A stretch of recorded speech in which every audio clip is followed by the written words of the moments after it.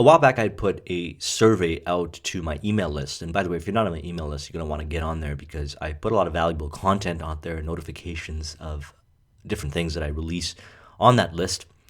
So I put out a survey and I asked about different kinds of trainings that you would like me to create. Because, I love doing these book discussions and so forth, but it's also a time that I spread out. And I did so last summer when I started teaching mind mapping and I created my mind map training program. And I'll have more content coming up on my channel related to accelerated learning and mind mapping and so forth. But interesting enough, when I asked what kind of information you wanted me to talk about, one of the questions I got asked the most, or one of the feedback that I got, was essentially how to grow your business with YouTube or how to build a business with YouTube, which is interesting because this is something, if you look at my channel right now, when I'm creating this video, it's about close to 31,000 subscribers. I didn't have this intent that I was going to build a business around YouTube. It just kind of happened. But however, my business experience that I have prior to building this allowed me to focus on the 80-20 principle, the 20% that was the most effective, highest, and best use, so that I would essentially do the things that would grow this channel, almost you could say subconscious, unconscious by nature, because that's what happens when you practice business building, and it's a huge area of your focus, is you become very unconscious competent in doing the right things. And next thing you know, this channel ends up becoming pretty popular, and I created my training programs and I got consulting deals, and it's essentially a full-fledged business. Okay, even though I don't have a million subscribers, 2 million subscribers, with 10,000, 20,000, 30,000 subscribers, you could still build a very substantial business if you know how to monetize. Okay, it's not just AdSense. You could do product endorsements, you could sell training, you could do affiliate deals, and so forth. And if you know how to build a business and you understand creative ways of building a business, then you could work with YouTube to generate leads and clients for your business or build a whole business on YouTube. And the opportunity still exists. Okay, I just happen to be in this niche right here, but there's tons of niches that are available. Look at the fitness industry, for example. There are a lot of fitness people that have built businesses with just YouTube. Okay, I watch a lot of the fitness channels, and there are people that do things like personal development, people that do all kinds of things with YouTube, and they generate leads and clients and so forth. So it's a great opportunity. Now, I'm going to share a little bit of my background just so you know some of the key points. I'm not going to talk too much about this, of how I got to this point. I'm going to get into, this is a 3-part video. First is my background. Then I have a YouTube methodology because I want you to understand how this is done. So if you want to do it, you can do it yourself. And by the way, I'm creating more in-depth training on this. And if you want to know more about that, the link is in the description, just like I did with my mind map program. And then we're going to get into business foundations. Because look, if you don't have good business building skills, if you don't know how to sell, if you don't have marketing abilities, don't know how to build systems, and don't have just business skills, the list goes on. Tons and tons of little things that are so important in business building, and entrepreneurship, which I'll cover in in-depth training upcoming. If you don't have those skills, then it's going to be really hard for you to build a YouTube channel, because unless you're doing things randomly and you just happen to get lucky, we don't do things this way. I don't rely on luck and chance. To me, this is like a science. It's a process. It's a systematic way of doing things. Even my marketing is direct response marketing, okay? Because it's trackable, it's measurable, it's specific, quantifiable, and we do tests, and we measure the tests on not just the macro, but each element that makes up the whole. So if you understand all that stuff, then the statistical probability that you're going to build a successful YouTube channel is going to go up. Okay? There's no guarantees like with anything in business, but they have found that those that have built successful businesses in the past are more likely to build a successful business in the future to the tune of at least 70 to 90%. Okay? And those that have never built a successful business will probably not be able to do that when they try to open up the next one, unless they learn a lot of these business foundations, and then when they hit it and they become successful, the next few businesses, the likelihood will go up. And most businesses, by the way, fail because they don't understand business foundations. So we're going to talk about my background. And you feel free to skip to whatever part you want, but I'm going to go as quick as possible, but not to speed things up, but to try to cover as much as I can. I think this is going to be a very lengthy video, and we're going to have more discussions over this in the weeks and months to come. But consider this to be a very high overview, and it also helps me brainstorm everything of what I'm going to create as far as content goes related to the subject on this channel upcoming, and also include books to support the business building, the youth methodology, as well as the training that I'm creating in my back office. So 3 parts: my background, YouTube methodology, business foundations. Let's go ahead and get started. So my background, 1997 to 1999, I was involved with internet marketing. I did things at a young age, from 17 years old to 19 years old, where I would generate money using the internet, using automated systems, by essentially reverse engineering what other people were doing to make money.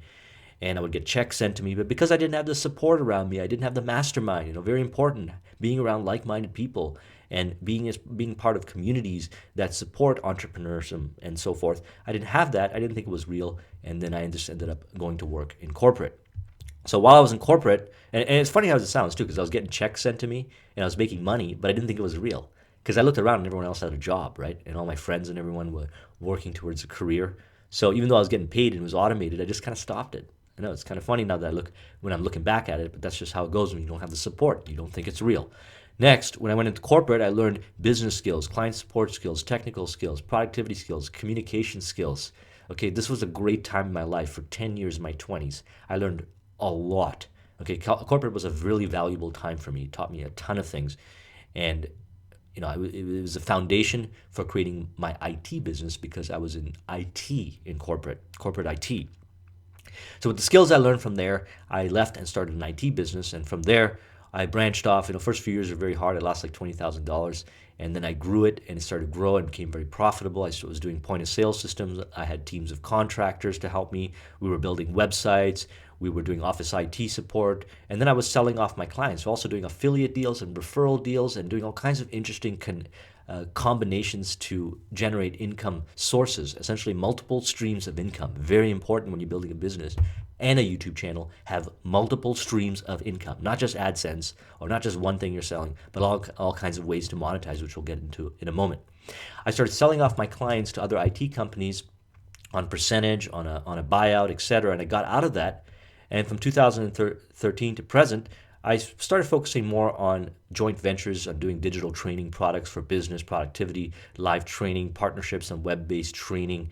And I, on the side, started doing YouTube videos, and I didn't realize it was going to turn into something of this level of popularity and value, and it was going to make such a big impact on the lives of entrepreneurs and those that are coming up in this area and looking to build their business and their career, with my experience coupled with the great books that I'm sharing. And that started to grow. But I was doing consulting on systems, process, management, sales and marketing, productivity and technology. And really, I could have kept building my IT business, but the reason why I was doing this is because I found this to be a lot of fun. Okay, this life that I live right now is more about me enjoying what I do rather than doing things because I feel I have to do it. In fact, very rarely do I do things that I don't have to do. Okay, because at the end of the day, when you have core business skills and you've built them to a certain level, you have choices. That's why I recommend learning business, entrepreneurship, public speaking, sales, and marketing, because that's going to open your possibility, and you don't have to deal with people you don't want to deal with. You don't have to be in environments that you don't have to be in. You can create a really cool life for yourself, and you can create passive income sources. You can create multiple streams of income, doing all kinds of cool things that challenge you and grow you. And YouTube is no exception for that. And joint venture strategic alliances, because essentially what happened was I made a lot of contacts, right, while I was building my IT business, and I was able to connect the dots and do percentage deals, arbitrage-based opportunities where I'd connect two companies together and take a percentage, sell information products and so forth. List goes on. I'm not going to get too deep into it. But the reason why I'm sharing that is throughout those years from 1997 to 2013 and up until now, and continuously so, I'm building core business foundational skills, which we're going to talk about later. If you build core business foundational skills, you're going to have more success using YouTube to build your business. It's very important, okay? And I share a lot about what core business skills are on this channel. I try to cover it. There's tons of them. Do not think it's just like a 1, 2, 3, 4, 5 step. There's tons of components, subcomponents, nuance-based elements to those components that are worth practicing, and you need to have the discipline and you need to have the passion to stick with this, because the one thing about building a business, whether it be on YouTube or anything else, is persistency and consistency, okay? Doing it whether you feel like it or not, and being persistent, knowing that sometimes you're going to be really passionate and sometimes you're not going to have the passion to do it. But you're going to have to be consistent because you're going to need to develop the self discipline and the practice of working on the core skills, sales, marketing, persuasion, all the different elements. Now, my YouTube methodology, okay, it's a very simple process, and this is obviously going to be covered extensive in the training that I'm putting together, but we'll cover this with enough to get you started. Now, let's cover some of the myths first. Okay, YouTube is saturated and all the good ideas are taken? Absolutely not. You need to learn how to position and polarize yourself. Okay, positioning and polarization are important marketing concepts. If you look and see how there's tons of people talking about various subjects, okay, and then observe that every now and then you'll see somebody come in and they'll have a polarizing or unique view on the matter, and they will draw a huge audience by tapping into the audience of the other subscribers. And just by offering a polarizing opinion, you'll see that polarization is the way to differentiate yourself in a marketplace that might appear to be saturated. A lot of times we think marketplaces are saturated, but we just haven't learned how to polarize ourselves. We haven't learned how to stand out. We haven't learned how to position. Good book to read is Positioning by Al Ries and Jack Trout. Next myth, more subscribers equals more money. Absolutely not. If you know how to monetize, and we're going to get into monetization in the third part of this equation, there are tons of ways to monetize outside of just AdSense or affiliate links. Many things you could do to monetize. And also, it depends on the kind of subscribers that you're targeting. You see, some subscribers are more likely to pay more for products and services than others, and that depends on the niche. Okay, certain niches, people will pay premiums for products and services. Usually fitness, people will pay more for coaching and consulting. Business, people will tend to pay more for coaching and consulting, especially depending on the caliber of your experience. So if you're a high-level business consultant and you create a YouTube channel and you attract leads, well, you can afford to charge a premium, and you'll probably position and adjust your YouTube videos to attract a very specific audience that could pay more. All right? So that's not necessarily true. Now, even if your audience can't afford to pay more, you can make up by selling in volumes at lower price points. More views equals more money. Again, this might be true for AdSense and maybe building some credibility and subscribers to your list. But if you don't know how to monetize them in the back end, if you don't know how to create products and offerings, you don't know how to create a product line, you don't know how to create a funnel, you don't know how to identify what the alternative needs are of those prospective clients or even clients, you don't know how to build a list and market to the list, then you're leaving a lot of money on the table, and someone who has that ability and has the focus and discipline to test and execute upon those abilities can have less views and can make more money. Next, you need to have formal credentials to be a high-level expert first. That's not true. Okay, the truth is that there are people that have a certain level of understanding that is not at the level that you have on a specific area or subject, even if you were to look at tutorial videos, okay? So take a Photoshop tutorial, for example. There could be some very basic skills, and you might learn those basic skills, and you might create videos on how to do those very basic skills. And what will happen is that people will search for, if you know how to do your SEO and keywords and stuff like that, people will search for it, and then they will find your video, and you can teach them how to do those very basic skills. And in their eyes, you're an expert. And you'll generate views and maybe generate subscribers if you do that regularly.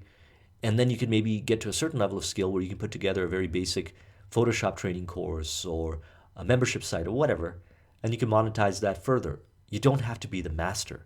The same thing goes with health and fitness, okay? So you don't have to be the master know-it-all for health and fitness. You can specialize in a very specific area, okay? Specific kind of niche-based training. Maybe it's weightlifting for men that are interested in building a certain kind of athletic build, maybe not necessarily a bodybuilder build, on a certain kind of diet, maybe it's a vegan diet, and are over 40 or between 40 and 50. That's very targeted and that's very niche. I actually find that the more niche you are, the easier it is to implement. Because if you're too broad, first of all, you're going to have your competition hit you from all kinds of angles and throw you off. You might be playing too saturated when you think too broad. Like if you think I'm going to create a channel and it's going to be a fitness channel, that's too broad. Now you're competing with all the fitness channels out there who have market share in the fitness realm.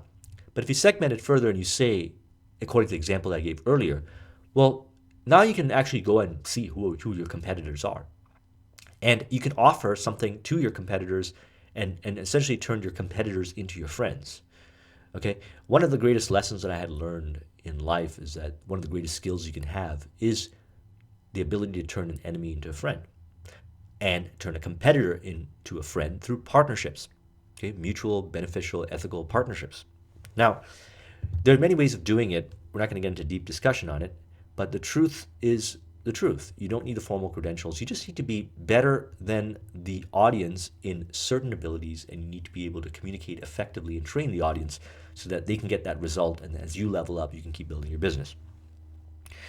Okay, so those are some of the myths. Let's talk about the methodology that I've created. And this is my version 1.0. This will be revised because I never thought I was going to create a formal process for this, but I thought it would be valuable because it'll get you started.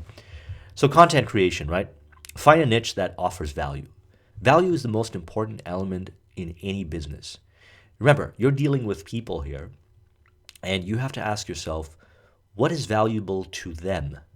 If I'm going to build an audience, if I'm going to generate people to subscribe and join my mailing list, then I have to create some content that is valuable to them.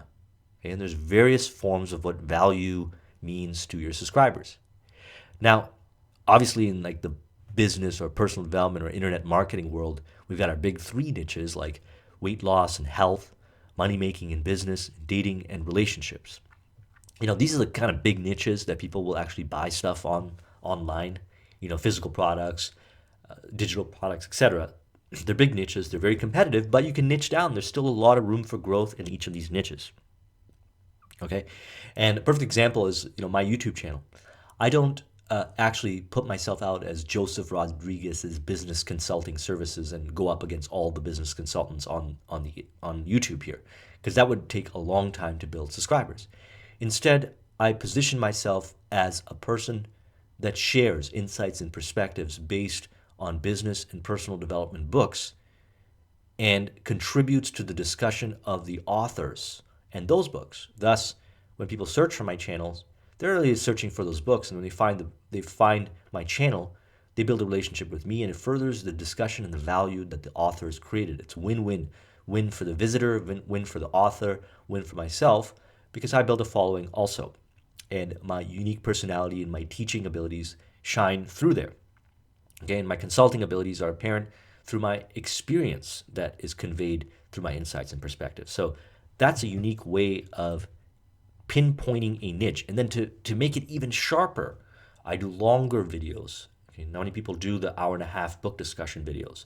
I also do mind maps. Okay, very few people use mind maps and do mind maps the way I do and communicate the way I do. So I'm really carving something out that is specific in the business and money-making niche. And I cover topics like relationship and maybe a little bit of health and fitness, and so personal development and so forth. Personal development, productivity, spirituality, minimalism, vegan, alternative diets are really big on YouTube. Education, okay, these are niches. I'm giving some ideas here because anyone can do this if you've got focus and discipline and are willing to learn how to do it. And by the way, let's say you already have a business.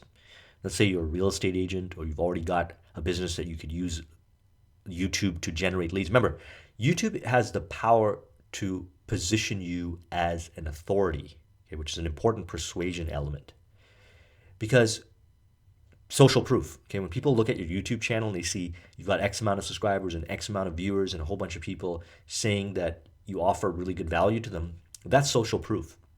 And you're automatically positioned in their mind as an expert.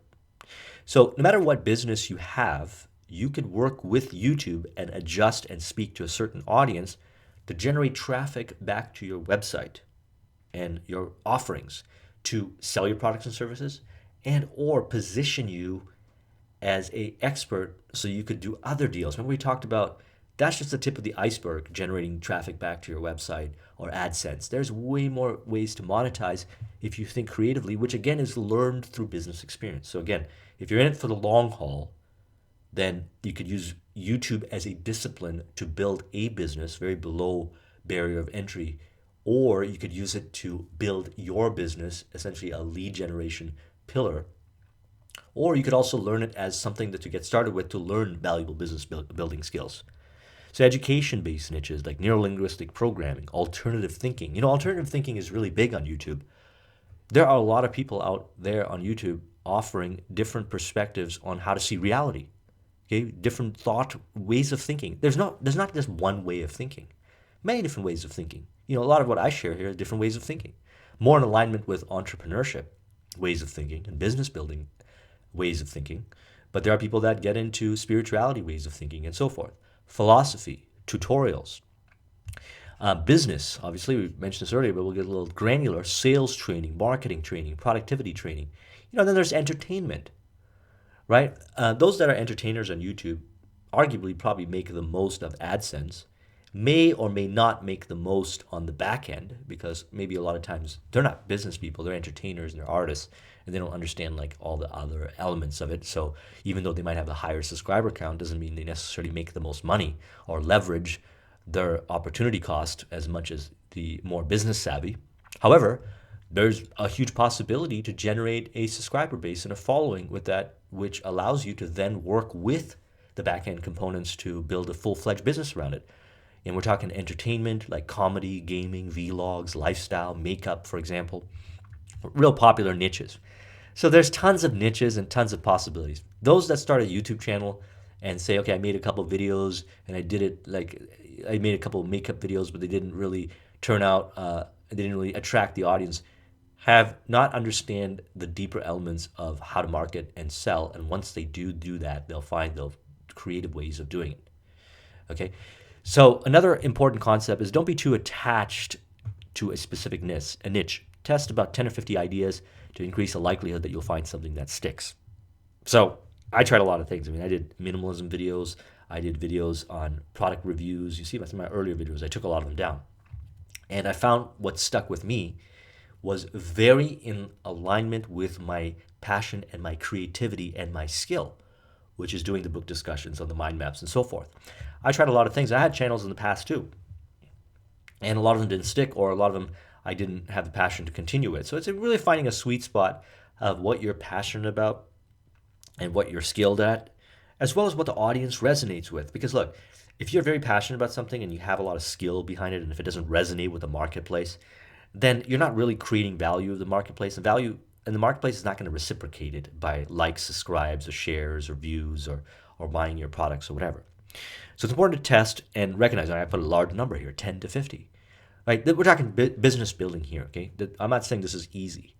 I'm like with anything you do in business, if someone tells you that, look, you just take one thing and you go out there and you try it, and if it doesn't work, then give up on business or just do about 2 or 3 things, they don't know what they're talking about. Most entrepreneurs that I know that have built successful businesses have tried hundreds of things, if not thousands of things. Okay, perish the thought that you have to try like 1 or 2 things or 5 things before you throw in the white flag of surrender and say business is not for me. Okay, you got to do 10, 50 at least different things, and you have to test intelligently. We're not going to get into all the mechanics of testing on this video. There's a lot to it, but understand that. That's important. How to accelerate exposure, okay? So exposure is what you want. You want to generate more traffic to your channel. Connect to existing discussions and or search queries. This is what I do, right? Existing discussions on the books and search queries.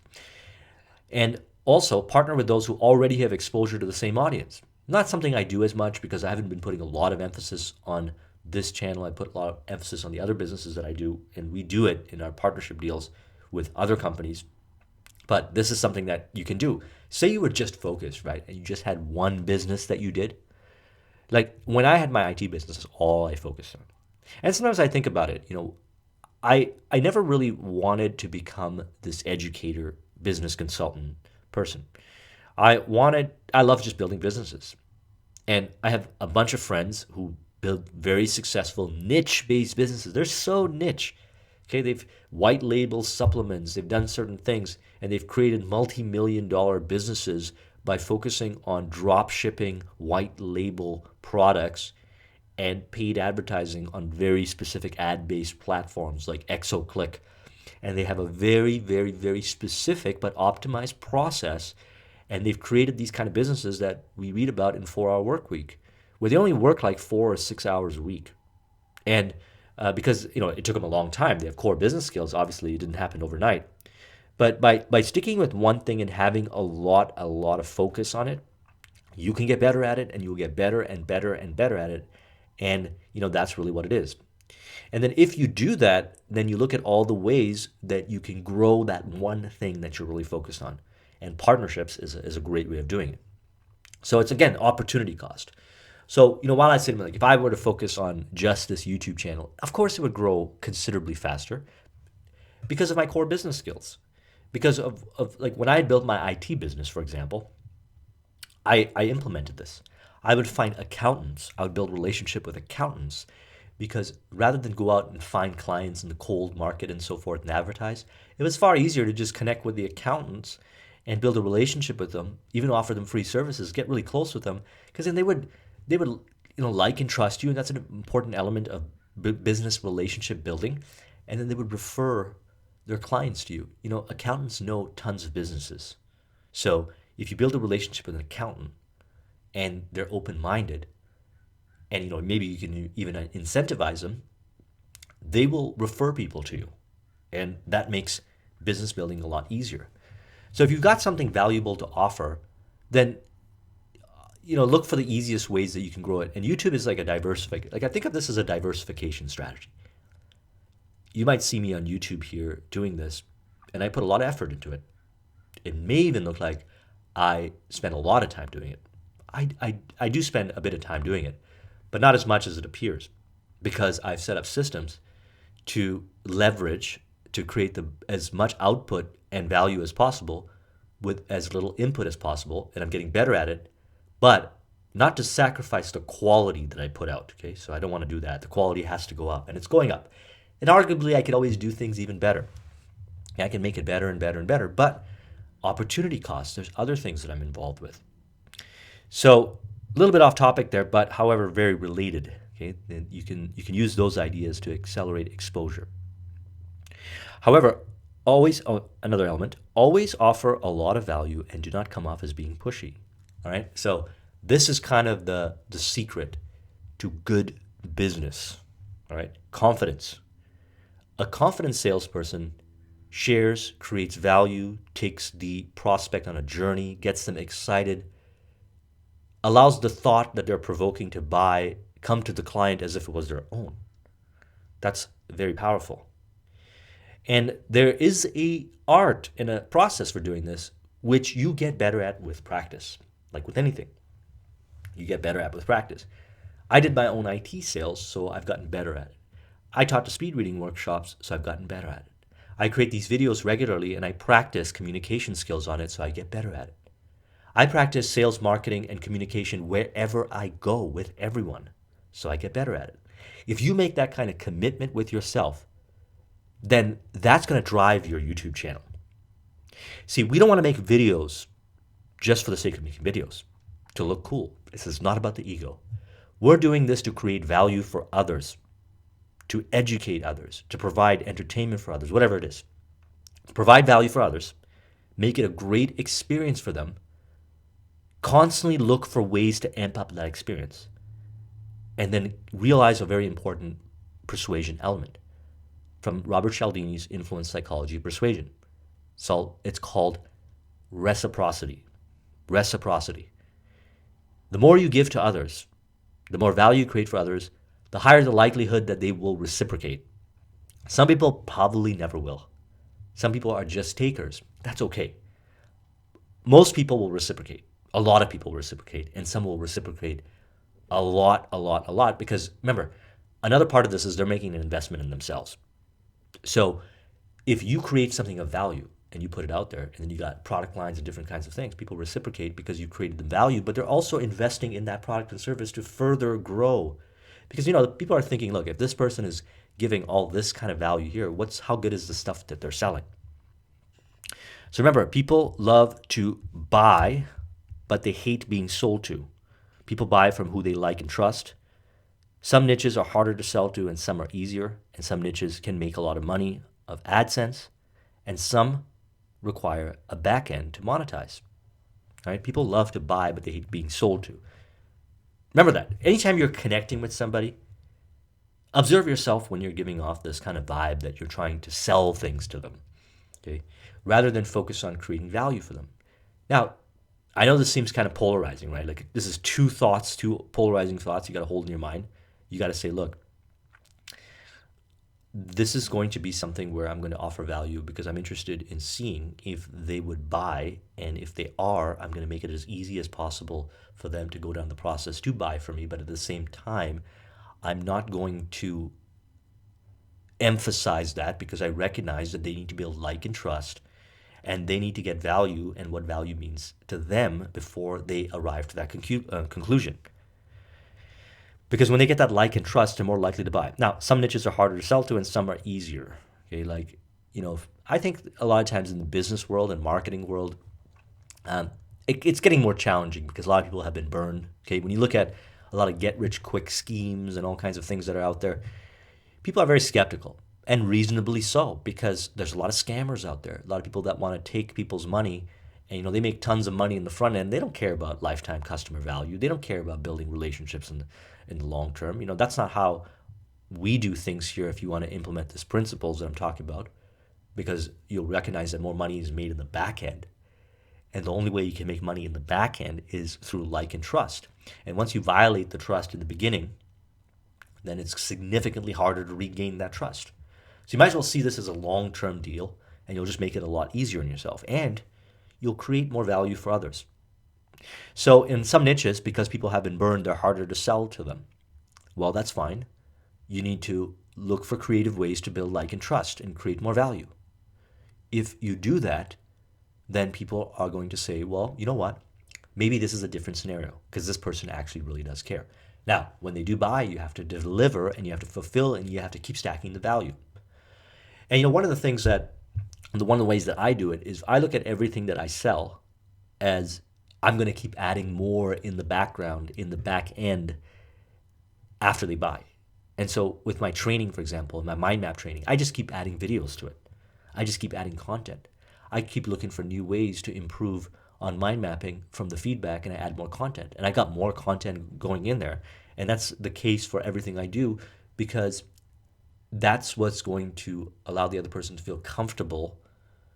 They're going to get a lot of value out of it, that if I were to ask them to buy something else that's in alignment with what they want, then that's going to be something that's going to influence the decision. They're going to say, well, this guy's very trustworthy because, look, I bought something from him. He offered it at a very low, modest entry price.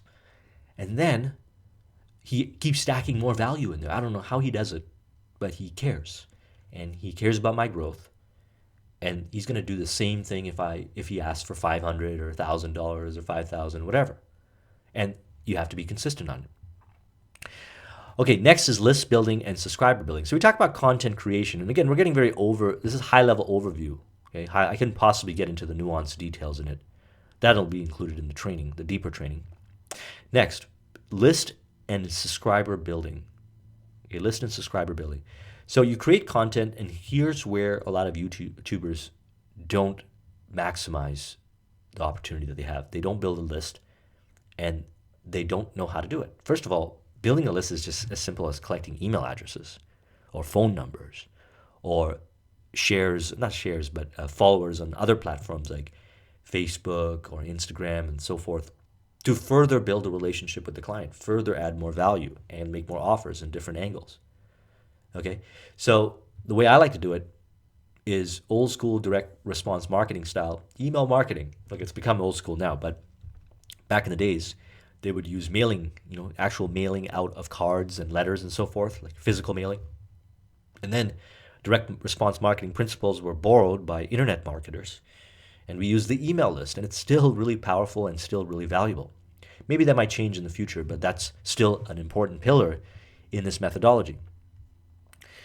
So gaining subscribers to your mailing list is very important. You have to give value and people will subscribe. If you don't have to sound desperate and lower yourself. Create quality content. Okay, so it's off-putting when any part of your communication seems desperate. Okay? People recognize that this is a business. I mean, nobody's stupid. If you're doing things on the internet and you're especially playing in areas like business or marketing or personal development stuff, there is a intent in there to monetize it. And a lot of subscribers, or not subscribers, YouTube channels, that's what they do. Fitness channels and so forth. Assume it. However, there's a way of doing it that comes off as more eloquent and it's real, it's authentic. It's called adding more value.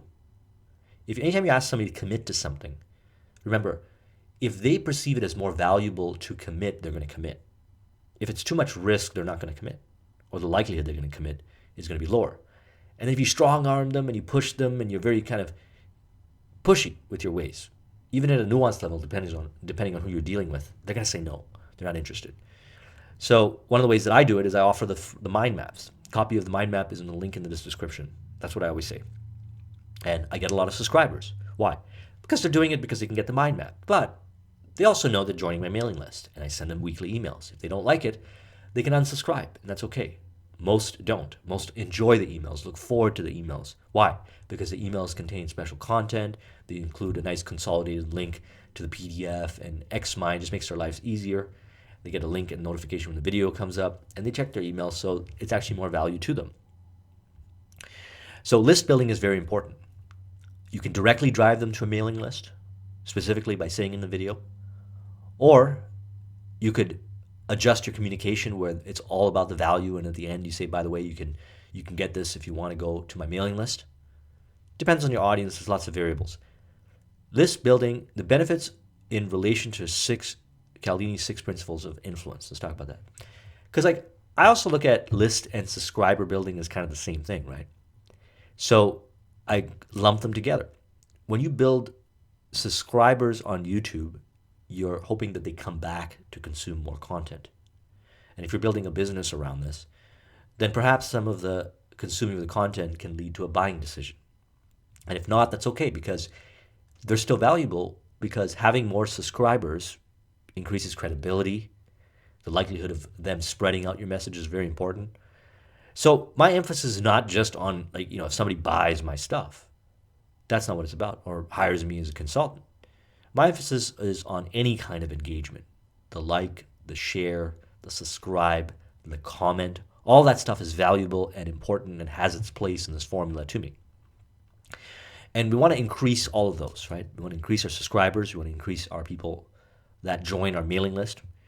And the benefits of this, of having this built up, the list and subscriber base, is very related to the Cialdini 6 principles of influence. So we're going to cover this because I want you to think about this. And arguably, all your marketing should contain either some or all the elements of Cialdini's influence, psychology, or persuasion principles. Because if so, it's going to make it a lot more powerful, a lot more focused. And it's going to increase the likelihood they're going to move down the process from being cold and not knowing who you are to liking you, to trusting you, to eventually buying in the short term and long term, or referring people to you, sharing your videos on their social media, etc. The bottom line with all this is you treat people with respect, right? Not everyone's going to buy your stuff. Some people will watch your videos. They'll, AdSense will go up. You'll get paid through AdSense, or they'll share, they'll like, the views will go up, which creates more social proof. Let's talk about this. So reciprocity, right? When you give more value to people, people feel that they need to reciprocate that value. So when you create more value and you give a ton of value and you make it about them, the likelihood of reciprocation, of buying, goes up. A lot of times we think what we find valuable is going to be valuable to the prospect or client. And if we're not skilled in marketing, usually we're wrong. When we get better at it, we recognize that we need to focus on what value is to the other person. And this is the best ways to practice this wherever you go. How you do one thing is how you do everything. How can you create value for others as a way of life? It's who you are. And the more you do that, the more reciprocation you have. Because look, It's not about everybody wanting to buy your stuff. It's about the right people, the right time, the right place buying your stuff. So reciprocity is incorporated in our list building and subscriber building in our videos. Okay, so how's it incorporated in our videos? Well, we give lots of value in our videos, and every now and then we'll throw in a call to action. And we throw in within reason. We don't come off as being desperate or pushy. We are more about creating value for our audience than we are about, I mean, that's the emphasis, create more value. You still have to think about reciprocation so you can build your business, but focus more on creating value. Number two, commitment and consistency. So this is all about consistently releasing the content. Now, I'm pretty much almost at a schedule of weekly, but I haven't committed to doing weekly videos. And at a certain point, maybe I will. Now, some subscribers, or not subscribers, some YouTube channels will actually put it on their banner, weekly videos or daily videos. They make a commitment. Now, this is powerful because by making that commitment to your audience, that this is what's going to happen, and by being consistent on it, it creates more trust. You come off as being trustworthy. Now, another way of commitment and consistency is the consistency of the content quality and the way it's being delivered and the format it's being delivered. I try to be as universal as possible in videos as I progressively increase in value, quality of content, and the way it's being delivered and so forth, the different display elements and whatever. And even my emails, I try to be as consistent as possible. There's always room for growth, but that's one way to be very compelling and very persuasive to your audience. Okay, the likelihood they're going to buy is going to go up because you are projecting in your YouTube videos the commitment and consistency. Now, you'll see this with some of the other YouTube videos out there. I don't really do this, but they start off with a certain kind of saying, or they have a buzzword or whatever, and their voice is very consistent. And I've gotten better at this with time too, the voice being consistent. And I hope as you're going through this, you're taking a lot of notes, because some of the stuff right here is going to resonate really deeply with you. It's going to help contribute to you building a YouTube channel. But again, it's all core business stuff here. This is not stuff that can't be applied to other areas of business. You can do this kind of philosophies and apply it to YouTube marketing as well as you can apply it to Facebook marketing, Instagram marketing, Twitter marketing, offline marketing. Whatever kind of marketing you do, it's the same kind of thing, except a different platform. Some of the dynamics are similar, some of the dynamics are different. Social proof.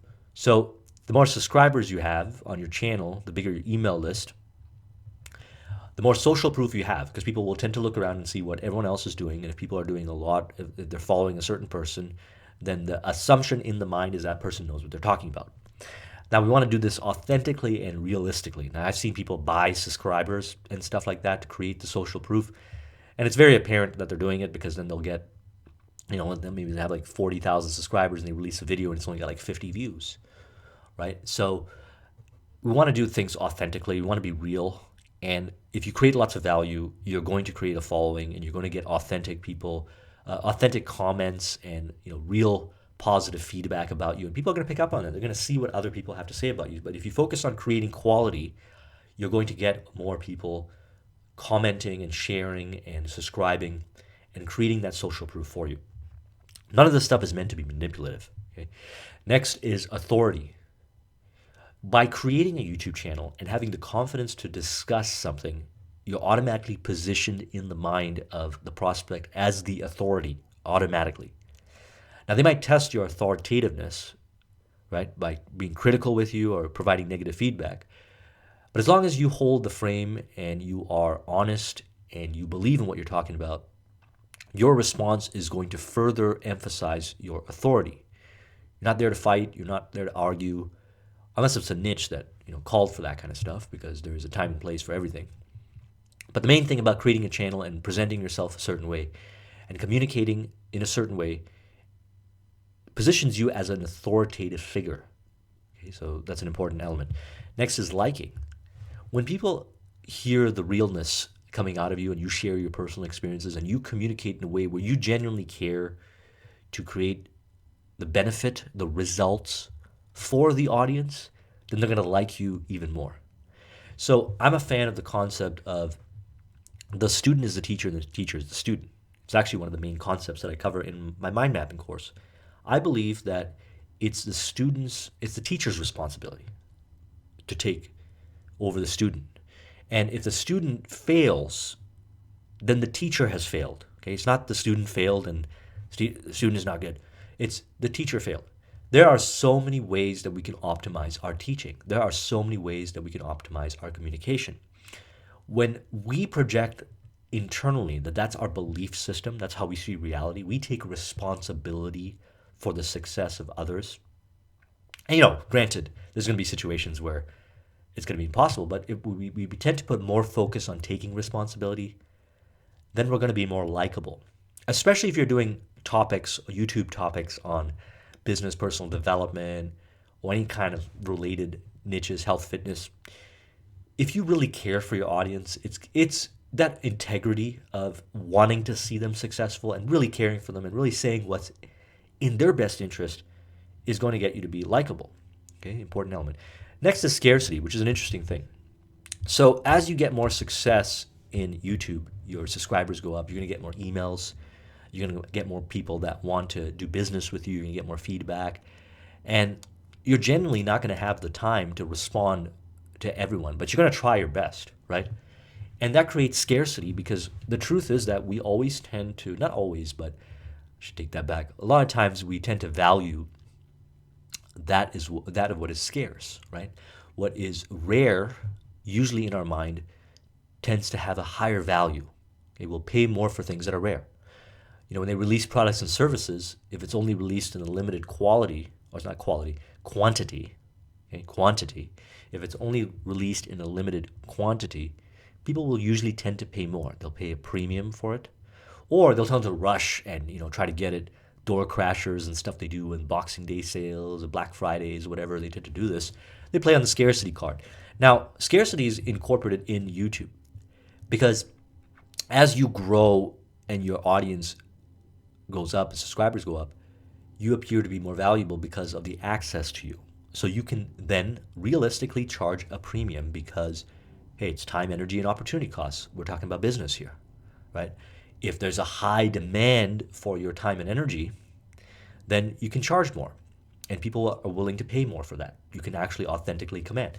Now, if you do it in a very manipulative way, and people try to do this sometimes, and I don't believe in this kind of stuff where you fake scarcity, like you just pretend like you're busy or you pretend.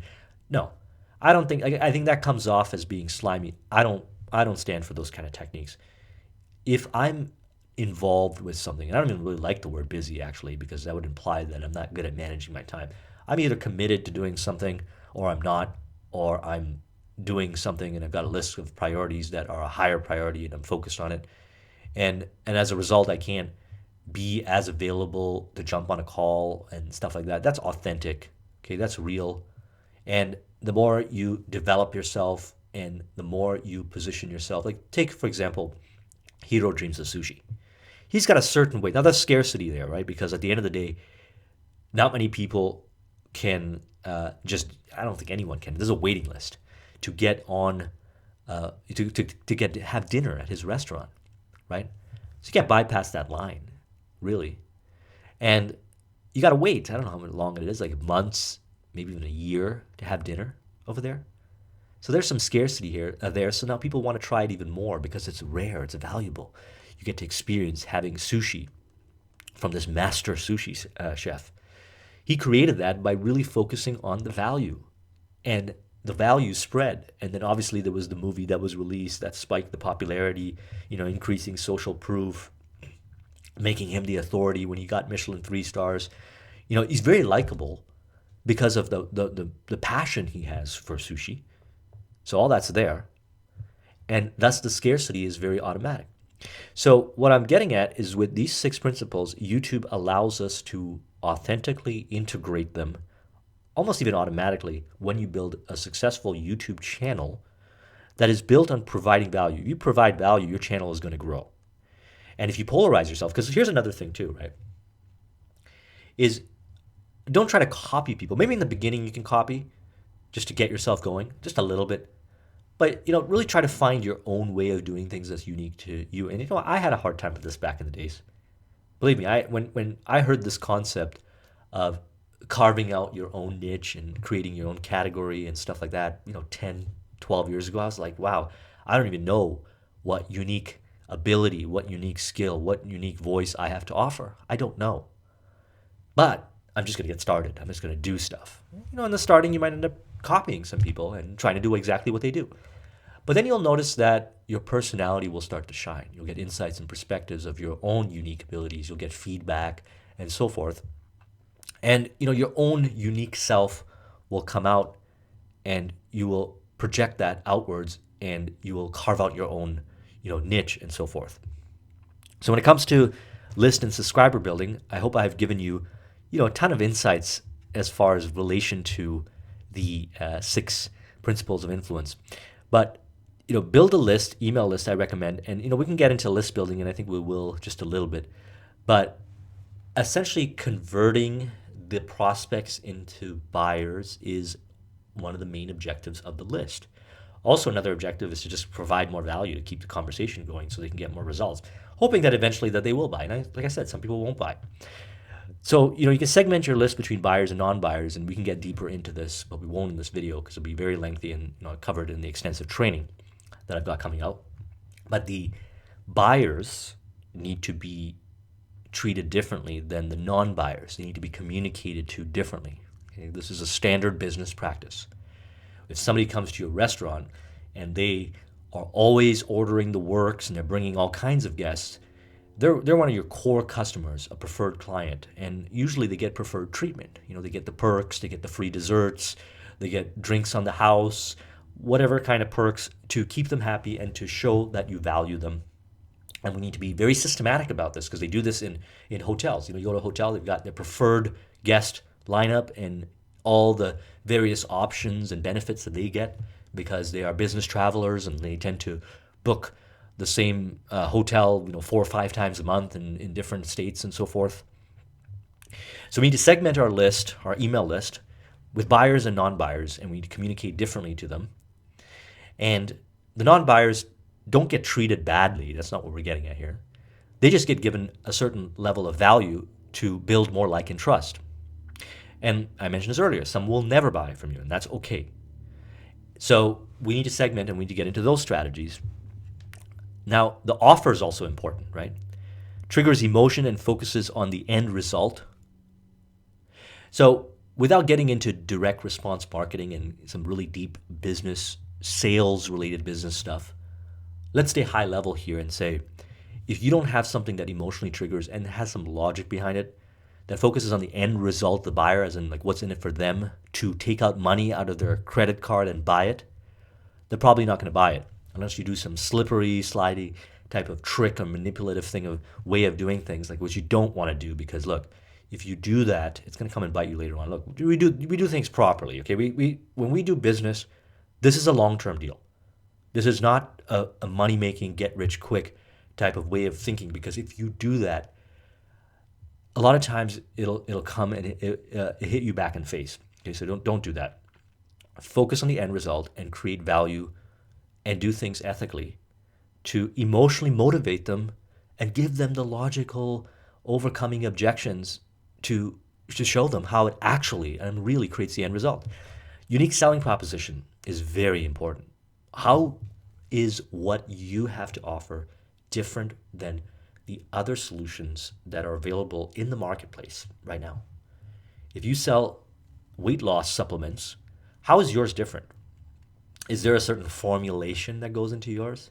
Is there some case studies and scientific proof, as well as some other elements that are included that other fitness supplements do not include? Maybe a workout guide and a support system and all these different customer service, all these different kinds of things. What else is it? By the way, unique selling proposition we'll discuss later in a lot of book discussions. One of the books I recommend that you read is Getting Everything You Can Out of All You've Got by Jay Abraham. And I'm going to do a book discussion on that, and we're going to get into talking about unique selling proposition. If you study that book, wow, you're going to get a lot of understanding about the core principles of business. Okay, so risk reversal, again, is covered in there in that book. But essentially, it's any time you get two people that come together doing a business deal, whether it's a prospect and a seller, they are saying, look, I'm going to sell you this, and the other person saying, I'm going to give you my money, but it's going to be conditional, and so forth, so forth. But one's trying to take the risk and pass it on to the other person. When you're trying to when you get somebody to stand in front of you and they're like, look, and you're saying, okay, I got this to offer you. It's going to cost $97. They have a risk. Okay, they're taking a risk with their money. Okay, that $97 that you're asking for is something that they worked very hard for, and it's life. Okay, it's life. They bought life with that money. They went to work for, I don't know, depending on how much they make, they could have worked a whole day to earn that money, to invest in themselves through you to get return on that investment with what you're having and what you offer. And by you saying, hey, just give me the $97, don't worry about it. It's not compelling enough. It's just not. So we have to look for ways to reduce the risk, and there's many ways of doing it. And we've done that in our offer. And by the way, I mentioned this earlier, I was going to get Roy Furr, who I believe is one of the best direct response marketers online out there right now, and he's up and coming. So I'm going to bring him on. We're going to talk about direct response marketing. I'm going to get really deep into this stuff. Creative and copy, right? It's the copywriting. Again, he's an expert in that. We'll talk about that. I've gotten better at it. So it's important to learn these skills. Okay, learn list building and segmentation, because this is part, like when I talk about something, I'm going to get into more nuances. Okay, when we talk about YouTube, building a business around YouTube, or generating or creating a pillar for your business to generate leads from YouTube, we need to cover as many angles as possible. This might seem like a lot of things, and this is a lengthy video, but I'm sorry. Business building is not simple. There's a lot of pieces, and it requires focus and discipline. And we need to take this stuff very seriously, because we're dealing with people's lives here. Okay, there's a lot of elements to creating powerful businesses, but it's about the prospect, it's about the client, and how well you treat them. And you've got to have all these things in place to treat them well. So segment your lists, treat the buyers and non-buyers appropriately. Make sure you're including these elements. There's many more elements we'll talk about in the upcoming videos on the offer and the creative and copy. And one of the pieces of this is, look, you can build a YouTube business and have a business just around YouTube. I'm not going to do that either, because look, I actually don't do that. If anything can happen. Your YouTube channel can close tomorrow, and then everything is gone. But if you got other kinds of revenue streams and things like that, then if it closes, that's fine. And you got to have some redundancy. Okay, so think of YouTube as a lead generator. It's a lead generator.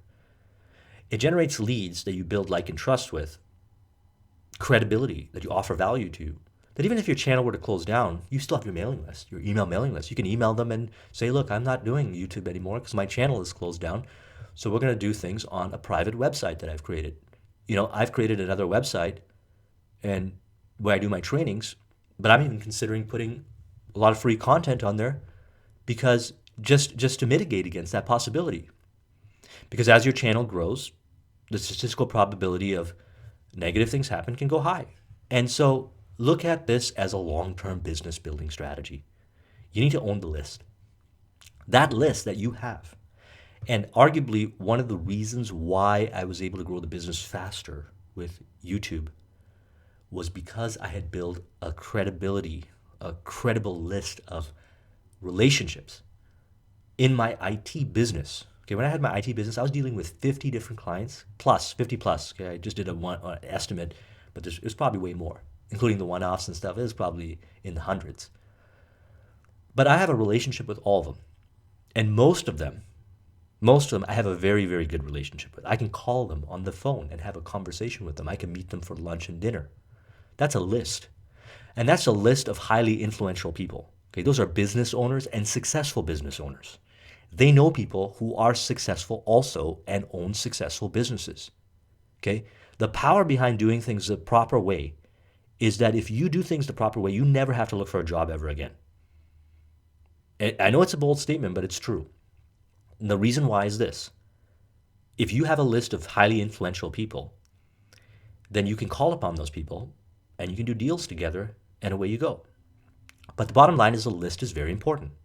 I got that list, but then I also have this list, which you're a part of if you're a subscriber. And, different levels of people, different purposes, different connections, diversify. But list building is so important, and, don't rely on YouTube as a subscriber base and that's it. You need to bring them onto an external list, one that you have control over. I've talked to a lot of business people, and one of the biggest mistakes that they said that they have made in their past businesses is they didn't generate the list. I made a mistake as well. In the past businesses that I was involved with, and I've been involved with many, that's the number one mistake that I made. I didn't build a list. I didn't. And I know I'm putting a lot of emphasis on it, but just because I don't want you to make that same mistake. Okay, so I had actually you might have noticed this if you've been a subscriber in my channel for a long period of time. I never had the list, the opt-in to get my mind maps until I think might have been like 2016, might have been like end of 2016. So like literally only like a couple of years, right? I could have been doing it from the beginning. My list could have been a lot bigger. When I make offers to my list, people buy. I could have had a bigger list. Now, so it's important to start it right off the get-go, okay? And trust, likability, credibility, and value, or bring them onto other social media platforms. Now, I don't do this, again, because opportunity costs, I'm involved with a bunch of different things. But if you're really focused, and fitness, I love fitness, the fitness industry. When I watch fitness videos on YouTube, and there's a number of channels that I like watching, fitness channels.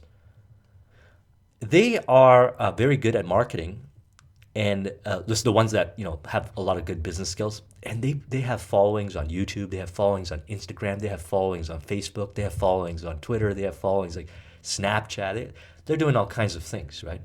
So you can have redundancy where you can have your subscribers go to different platforms. It's worth considering. Again, the same kind of deal applies there. Now, are they fully optimized? A lot of them are not, because some of them. There's a handful of fitness celebrities or fitness people that I follow on YouTube that their business skills are just on point. They're on point. They have way better business skills than I have. And they have created very, very powerful business for them. So they're doing all these things and they're very good at it. And it's worth modeling, okay? Observe successful business people from now on. Okay, make a commitment to yourself that you're going to observe successful business people wherever you go. Anytime you watch a channel, if this is what you're serious about, you want to build a platform on YouTube or you want to create a YouTube business, go and study other successful businesses on YouTube and see what they're doing. What you're going to find is they're going to do these things that we're talking about right here. Because, I put some time to really consolidate this information. But when you bring them over to other social platforms, again, you're doing the same kind of thing. You're creating trust, likability, credibility, value. You're making offers, and you got a list. And by the way, it's done so smooth. I see these fitness guys, they're selling like pre-workout supplements. They're selling things like, all this, like whatever, gear of like, fitness gear, like tank tops and whatever. It's very smooth on how they do it. Okay, very smooth, not pushy. Now, let's look at monetization, because this is one of the areas that I find most YouTubers are very under optimized in. And I think in all fairness, it's because a lot of YouTubers who have had their first taste of success in business on YouTube. They don't come from a business background like I do. So that's understandable. Now, if we discuss these elements, then they offer some more consideration to what you can do, some possibilities. And because I spend a lot of time working with many different businesses, like all my friends and everyone I hang out with are business owners, I get to learn of different kinds of monetization strategies. So now I'm going to cover just a handful. Okay, there's way more, and we're not going to get too deep into it. And again, I'll have this in my business training and so forth. But let's talk about monetization specifically related to YouTube. So we can do digital products like courses. That's what I've created. Ebooks, training webinars, subscription services for membership sites or newsletters, software and apps. Depending on the product and depending on the niche. Look, not all of these are applicable for all niches, but with some creativity, you can spin it to be applicable for your niche. Then we got physical products, supplements. Okay, fitness industry is big on this. Books, clothing, rebranded products. This is cool because if you don't know how to create supplements or whatever, you can find somebody that can white label and brand you on that supplement or whatever. One of the things I thought of considering, one of the things I am considering is creating my own supplement, and it's a kind of a brain enhancement supplement that I've been working with. Now I've been trying a lot of things. I've been taking different kinds of natural brain enhancement kind of stuff like L-tyrosine and lion's mane and chaga. And I've been experimenting because I want to see what gives me the most performance. And if I find a formulation and a combination that works really well and it works really well on me, then I would get a product created, a supplement in which I'd offer, which would be one that I take. Okay, so there's an example: supplements, books, clothing, rebranded products, services, right? Coaching, consulting, live training, all of which that I do, AdSense, consulting, hourly, you can do hourly consulting, bundled with different kinds of offerings. Like you can do hourly plus percentage, plus fixed fee, plus sell some affiliate stuff. So they sign up and through your referral links, revenue share, a percentage of profit, joint ventures, affiliate partnerships and deals. You can sell other people's affiliate products and services, sell other people's products and services as an affiliate, take a percentage, arbitrage-based opportunities.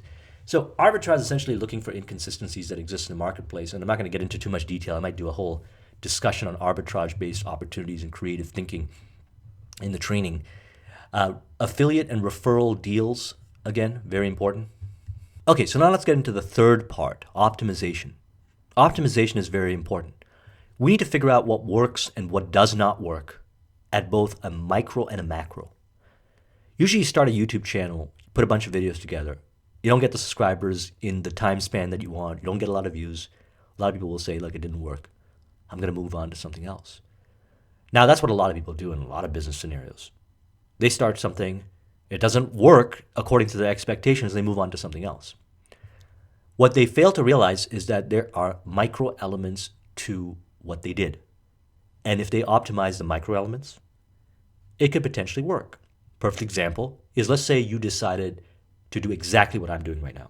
You're going to do book discussions, which, by the way, I think there's a lot of room and I encourage it. I encourage everyone to create book discussion channels. It's so valuable and it provides so much value for others, and it offers so much different kinds of insights and perspectives out there that the knowledge base based on these amazing books is furthering the understanding and education to a lot of people. And maybe my opinions and insights and perspectives attracts a smaller group, and you might have another way of seeing things that attracts a larger group or another smaller group. But there's lots of possibility. But let's use that example. Say you did that. Say you say, okay, I'm going to start a YouTube channel. I'm going to do book discussions, book summaries. I'm going to grab a book. I'm going to pick Influence, Psychology, Persuasion. I'm going to put out a video called Book Summary on Influence, Psychology, Persuasion. You put it out there.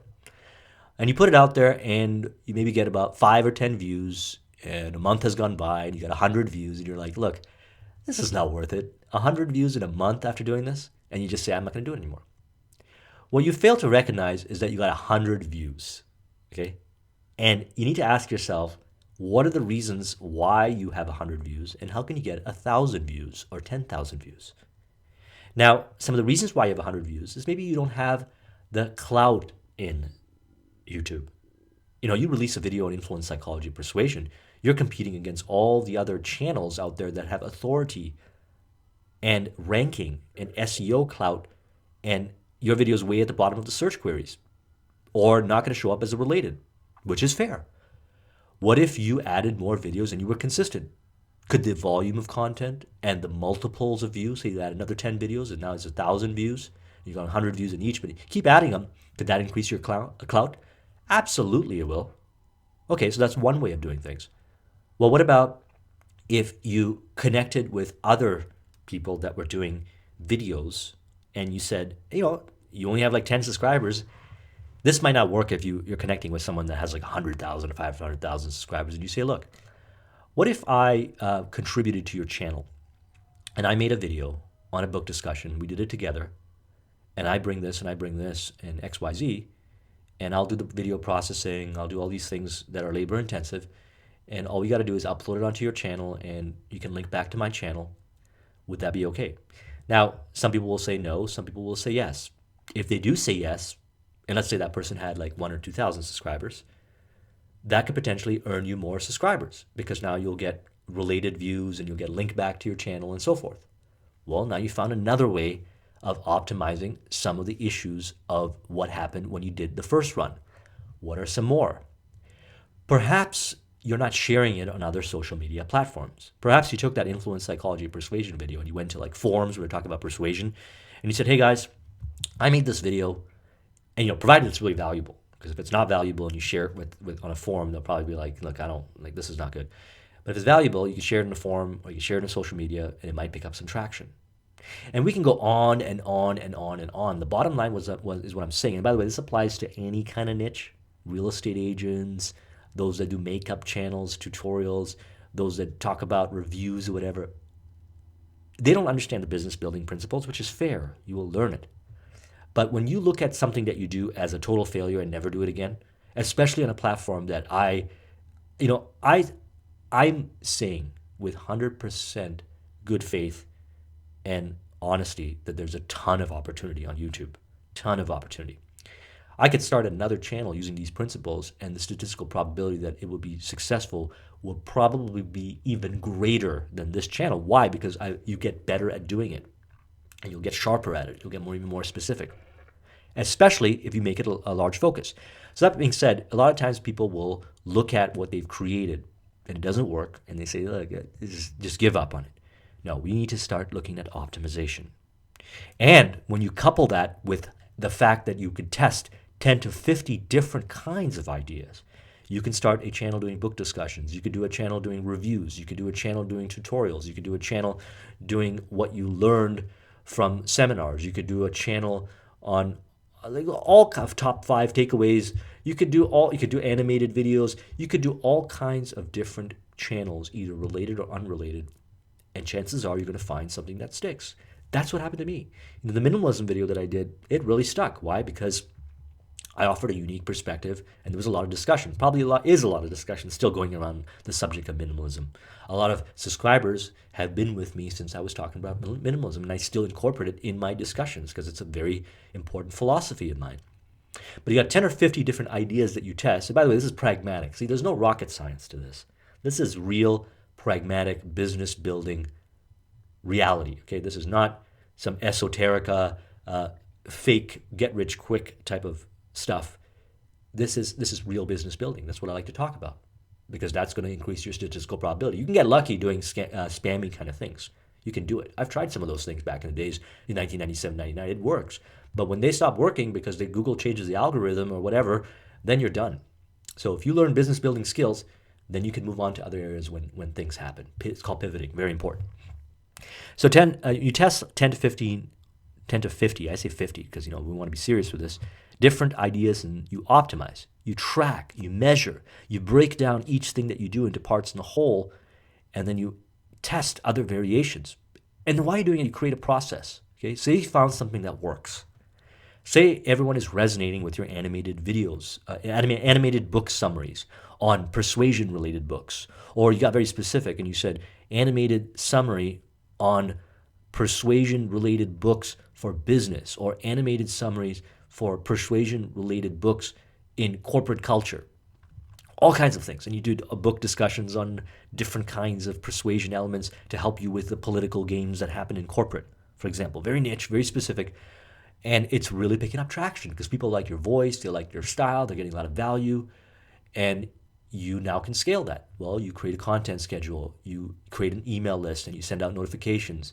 And then when you get to a certain point, you feel comfortable. And by the way, it doesn't have to be when you hit, there's no absolute rule for this. Okay, this can work even if you've got 100 subscribers and you manage to get 50 people on your email list. You can put an offer to the list and say, look, I'm offering a consulting service for those that are interested in improving their ability to communicate in corporate culture. I have this background, I have this testimonial, I have this experience in it. And as you can see from my channel, I share as much as I can on there, but there's a large volume of information that I have deep in my subconscious that I can only really share based on what you tell me is the situation you're facing. And as you reveal to me that situation, I can extract from my subconscious the different solutions to the problems that you're having. And I charge $500 a month for this coaching service, and you could try it out for 1 month, and there's no commitment to it. And if it doesn't work out, I'll refund every penny back. It involves 5 calls a month. There are 30-minute calls in which we review your sticking points. I give you action items. You go and act. There's lots of possibilities. The point is that once you start getting something to work, then you can test monetization, not just AdSense and different kinds of things. So this is an overview, and the training that I'm going to create is going to go deeper into this, and you can see there's a lot to it, so there's no way I can make a video. This is already going on past an hour. covering all the elements. It's impossible. I'll try to cover as much as I can, but I systematize it. This should give you a lot of insights into the YouTube methodology. And if you're interested in either A, building a channel, or for building a YouTube business, or B, building a channel to generate leads for your other business, your offline business, your online business, using YouTube to create that credibility, like, and trust, then this should have given you enough. Or C, if you are just not interested in building a YouTube channel, but you want to further improve your marketing in other channels, maybe use Instagram, maybe use Facebook, maybe use offline, then what I've shared with you should give you some more insights and perspectives on how to tighten your marketing in those areas, because they're universal concepts. Now, to get even more universal, we're going to zoom out and we're going to go even more macro. Okay, we're going to talk about business foundations. Business foundations. So here's what I believe are important categories you need to focus on if you want to be successful in business in general, not just YouTube, building a YouTube business and growing a YouTube business. It's communication, innovation, monetization strategies, productivity, and then there's the software and tools. Okay. Now, there's more to it than this, but I wanted to consolidate to what I believe are high leverage related to this subject. So let's start with communication. Communication to me is sales and marketing. Okay. When we communicate in our content, we're communicating sales and marketing. Maybe not directly, but indirectly, and it's embedded in the principles and the philosophy. Everything that we do is designed to move the prospect further in the relationship process towards being a lifelong client or referral or whatever. It's designed to move the person forward, motivate, educate, move them forward. We don't do things randomly. If you do things randomly, then you're going to confuse people and they're going to lose respect for you, and you're going to destroy that valuable like and trust that you work to build. And you can get better at it. I'm no master at this. I'm getting better every day, and this is a lifelong commitment. Marketing and selling, and more specifically, direct response marketing. Okay, direct response marketing. Learn direct response marketing. I mentioned I'd have Roy Furr on. We're going to talk about direct response marketing, get really deep on it. But that's a key piece, direct response marketing. Positioning, how to position yourself, how to stand out from the crowd. I gave some examples on that. Joint venturing, partnering, okay? If you have no subscribers, but you go out and build relationships with people who have a lot of subscribers in a certain niche, and you create a lot of value for those influencers, and you create a channel and you do partnerships because you've earned it with each of those influencers. And by the way, this is what I do with my business consulting practice, is I do this. I find influencers and I build relationships with them and give them value, tons of value. Then perhaps they might reciprocate by promoting you, okay, and positioning you as a certain person. And that will elevate your brand. That will elevate your channel. And that is joint ventures, okay, having this. And by the way, I recommend diversifying this strategy, not focusing on just one, diversifying and getting better at all of this, and see this as an ongoing, lifelong commitment, and studying the related resources that I share on my channel and in my training, both the ones I offer public and the ones I'm offering private, to help you get better at this, because these are the things that help me the most, and it's continuously helping me. And my growth in business is rapid, exponential, and predictable to a large degree because I focus on core principles. I don't focus on just, I don't focus on anything that is not core and sound and proven and real. Okay, real business stuff. Joint ventures, market research, very important to learn what is valuable to the prospect, what they're willing to buy. What are people buying right now? What are people interested in learning about and growing and that have a potential to buy? See, people are in different stages of the buying cycle, but one of the important things to recognize is how to communicate based on where they are in the buying cycle. And different kinds of language patterns and communications needs to be had based on where they are. The voice and branding, lead generation, okay? Voice and branding is very interesting. Having a certain voice that makes you the go-to person that nobody else can replicate is very powerful, very powerful. And to me, voice is not just how you sound and the things you talk about, but your deliverability and consistency on that. Okay, that's the voice, that's the branding, the consistency. When people look at things, like think of a company that in your mind is branded with uniformity and quality and consistency and a pleasure to deal with when it comes to product or service buying.